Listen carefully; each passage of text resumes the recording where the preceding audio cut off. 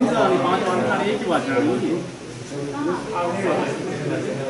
Sir 12 बार चलनी sir ये total 12 में प्रवक्ता हैं, जो भी सवाल हो हम उनका स्वागत करते हैं। नमस्कार, आप सभी को बताइए।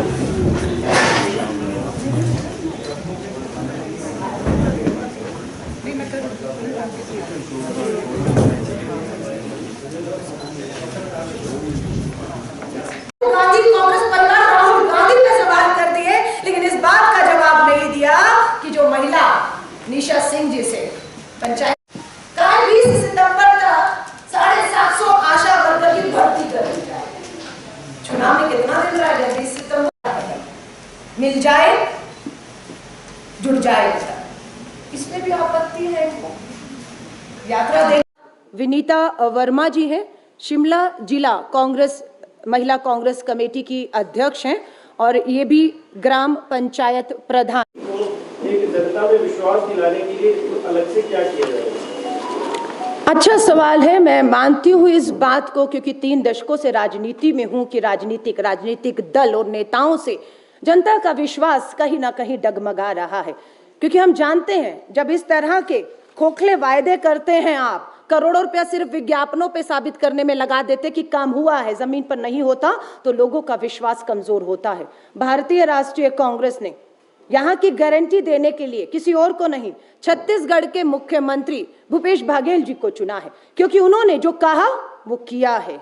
इसीलिए हम कह रहे हैं, हम ऐसा नहीं कह रहे हमें पहली बार मौका दीजिए। हम दिल्ली के उन ठगों की तरह नहीं है जो दिल्ली में तनख्वाहें नहीं दे पा रहे हैं, डॉक्टरों की तनख्वाहें कट रही हैं, लेकिन ठग यहां पर आकर गारंटी देते हैं। इंडिया को नंबर 1 बनाएगा दिल्ली का ठग, इंडिया को नंबर 1, लेकिन दिल्ली नंबर 1 बन गई, पंजाब नंबर 1 बन गया, तो इसी तरह विश्वास कमजोर होता है। पर मैं आप पत्रकार साथियों के माध्यम से भारतीय राष्ट्रीय कांग्रेस, हमारी नेता, क्योंकि महिलाओं की बात हो रही है, तो श्रीमती सोनिया गांधी जी महिला राष्ट्रीय अध्यक्ष हैं, प्रतिभा हमारी वीरभद्र सिंह जी महिला है, प्रियंका गांधी जी महिलाएं, हम मंच पे जो इस गारंटी की बात कर रही हैं वो हम कर रहे हैं। विश्वास दिलाती हूं एक एक गारंटी पर सरकार बनते ही ईमानदारी से काम होगा, और इसलिए भी करना होगा क्योंकि 22 के बाद 24 भी आने वाला है, 24 भी आने वाला है। वहां 24 पहले आया था, मोदी जी ने वहां सरकार बनाई और फिर कहा डबल इंजन की सरकार दे दो, काम होगा, और वो इंजन फेल हो गया और लोगों के चूल्हे ठंडे हो गए। लेकिन यहां अगर काम होगा तो हम मंडी जीते हैं, उपचुनाव इसी मुद्दे पर जीते हैं, हम 24 भी जीतेंगे अगर अपनी इस गारंटी पर काम करेंगे, तो ये हमें मालूम है। मैं इनसे ले लूं फिर आप। महिला सशक्तिकरण की बात भाजपा करती है, यह आज की अखबार है, IAS अधिकारी है, कोई आम महिला नहीं है जो संघर्ष कर रही, अपने कानूनी हक अधिकार नहीं जानती है। निशा सिंह नाम है IAS अधिकारी का, साफ कहती हैं, आरोप लगा रही हैं कि भेदभाव होता है, महिलाओं की सुनवाई नहीं है, सिर्फ ब्यूरोक्रेसी नहीं, ये प्रशासन की हालत है। जिस सरकार के अधीन ऐसा प्रशासन हो, दावा तो दिल्ली से गुड गवर्नेंस का होता है, लेकिन गुड गवर्नेंस का हालत यह है कि एक IAS अधिकारी निशा सिंह सरकार और प्रशासन पे सवाल उठाती हैं, मुख्यमंत्री से शिकायत लिखित में करती हैं, और मुख्यमंत्री कार्रवाई और जवाब की बजाय मुंह मोड़ लेते हैं और अपने चहेतों को पदों के नाम पर, अभी एक और चहेते को पद दिया था, कंट्रोवर्सी में आया, वो नियुक्ति रोक दी गई, और अभी निशा सिंह जी का आरोप है चुनाव नजदीक देखकर बड़ी बड़ी घोषणाएं करनी है हवाई, क्योंकि चुनाव हार रहे हैं। पिछला घोषणा पत्र जुमला साबित हो गया, मोदी जी की शाह जी की तस्वीर लगाकर पूछा था, आ रहे हैं नरेंद्र मोदी जी प्रधानमंत्री, पता है हमें, मंडी में शायद आ रहे हैं, महिलाएं बिल्कुल पूछेंगी, प्रधानमंत्री जी आपके नाम से वोट मांगा गया था 17 में, डबल इंजन की सरकार काम करेगी ये कहा गया था, डबल इंजन फेल हुआ और हम भी जो है महंगाई, बेरोजगारी और अपनी असुरक्षा के घेरे में घिरी हुई। ये जवाब प्रधानमंत्री जी आ रहे हैं, हम भी स्वागत करते हैं और उम्मीद करते हैं कि जो महिलाएं मिलकर जयराम सरकार की सच्चाई को रखना चाहती हैं वो यहां पर रख पाएंगी। घरेलू आपके सामने भाजपा के घोषणा पत्र को लेकर आई हूं।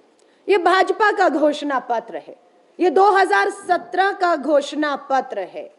आज इसे ले जाकर जब हमने, हमारी ग्राम पंचायत प्रधान बैठी हुई हैं, इसी तरह हर महिला प्रधान को हमने ये जिम्मेदारी दी थी कि भाजपा के 2000 के घोषणा पत्र पे कितना काम हुआ है, महिलाएं कितना नंबर देती हैं यहाँ की भाजपा की जयराम सरकार को, तो महिलाओं ने उन्हें 0 नंबर दिया है। मैं पढ़कर बता देती हूं आपको। दावा किया था महिला किसान विधेयक लाएंगे, 5 साल बीत गए आपके मुख्यमंत्री जयराम जी, आपने महिला किसान विधेयक नहीं ला पाए, यहां पर आपको 0 नंबर मिलता है। आपने कहा था 2017 के घोषणा पत्र में 24 घंटे 7 दिन हर जिले में महिला थाने खोले जाएंगे। महिलाओं से पूछा कि जिलों में महिला थाने हैं, बोला नहीं है। यहां पर भी महिलाओं ने, हिमाचल की महिलाओं ने उन्हें 0 नंबर दिया है। वादा था इसमें, जो जुमला साबित हो रहा है कि पुलिस में 33% महिला पुलिस की भर्ती करेंगे।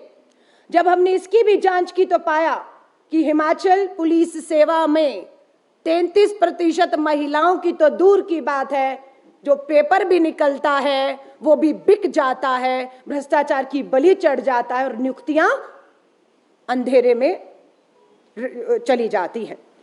पंचायतों में एक पुरुष पत्रकार ने महिलाओं के हक और अधिकार की बात को यहां उठाया है।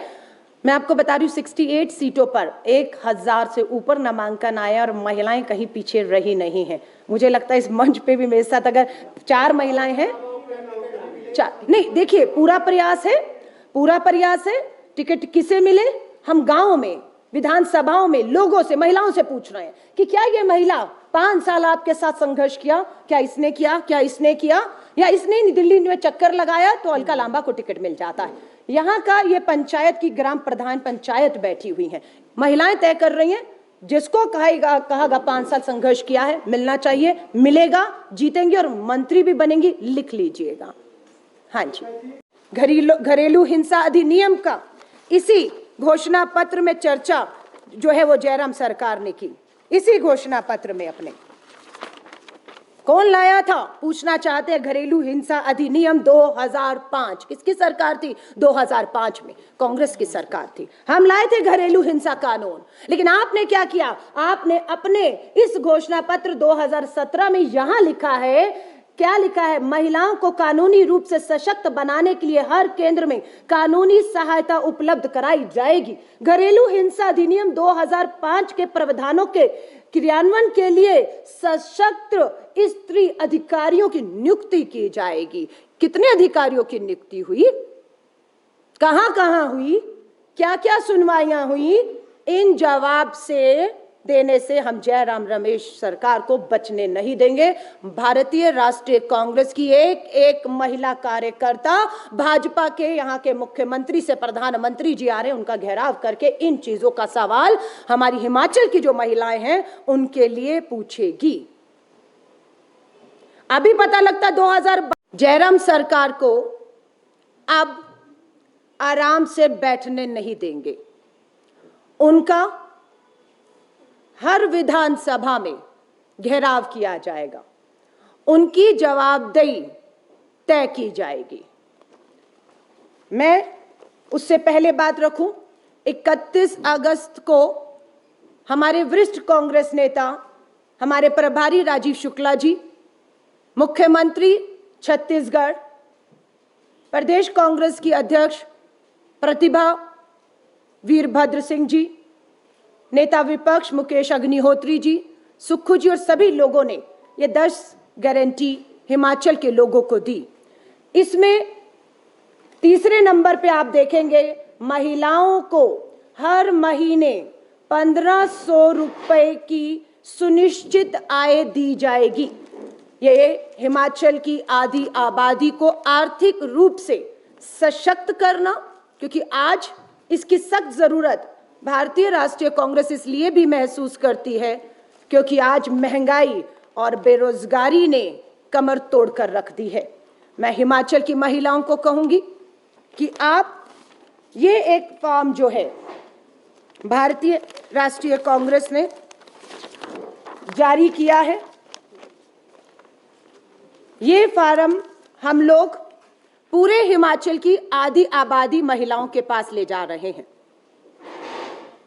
राजीव गांधी जी की देन है कि हर महिला के हाथ में आज मोबाइल है। यहां पर एक कोड है, पूरे हिमाचल की महिला अपने मोबाइल से जब इस कोड को